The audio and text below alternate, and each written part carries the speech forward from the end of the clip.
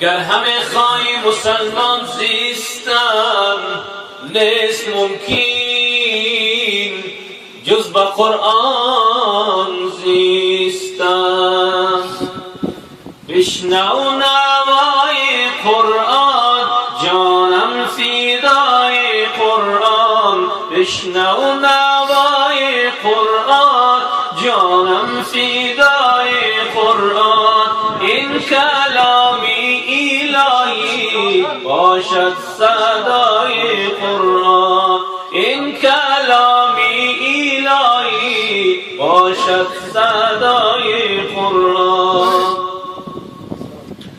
درسی که درس دین است شیرین و دلنشین است، درسی که درس دین است شیرین و دلنشین است.